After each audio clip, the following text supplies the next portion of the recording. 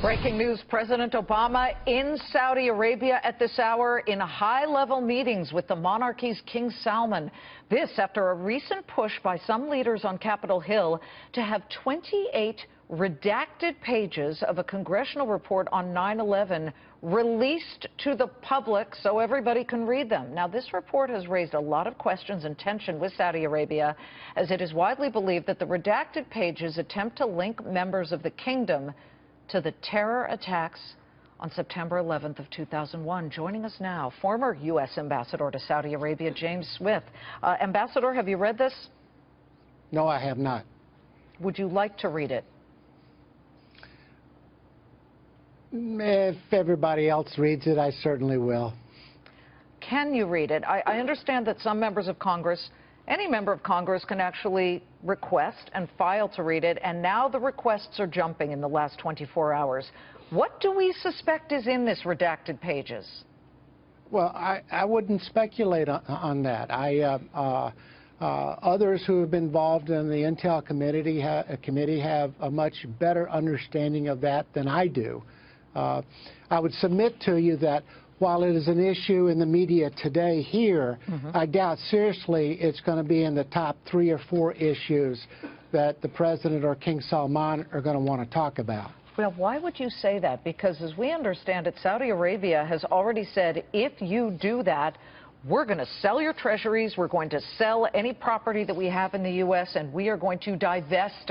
They didn't use that word. This is a loaded word. But they don't want anything to do with us if we do that.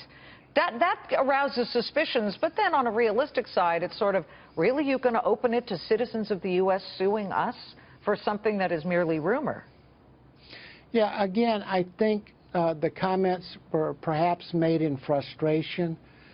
Liz, understand that the issues of the day, and if you look at the agenda tomorrow for the GCC meeting, it's about 3 major issues. One is stability in the region. The second is taking the fight to Daesh, ISIS, and al-Qaeda.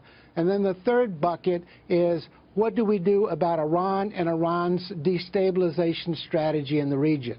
These are the things that the countries of the region want us to focus on.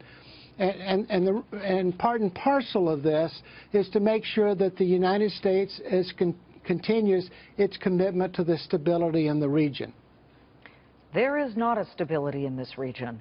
You have a disaster in Syria that appears to be a quagmire.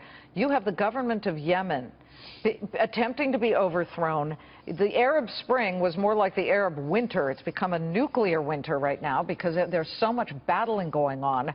What can the U.S. do short of military intervention? Because even President Obama said in a recent Atlantic article in The Atlantic that, you know, these guys are a little grabby. The Middle Eastern and Gulf nations tend to be way over-dependent, expecting that the U.S. should be the ones spending our military and our soldiers' blood instead of them in their region.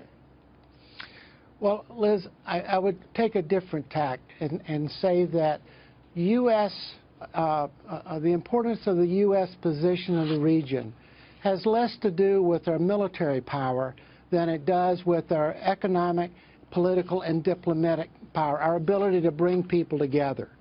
In the end, we can make a difference kinetically against al-Qaeda in Yemen or Daesh in Syria and Iraq. But at the end of the day, it's the leaders of the countries in that region that have to focus on undermining support for extremism. If they're not doing that, and if we're not there with them, encouraging them to do that, it doesn't matter what we do with Daesh because it's just playing whack-a-mole. It's great to see you. And of course, Saudi Arabia, a strong ally of the United States, and even Israel calls Saudi Arabia an ally now, which is pretty interesting. Ambassador, thank you. It was good to be with you. Anytime. Ambassador James Smith, he was the ambassador to Saudi Arabia.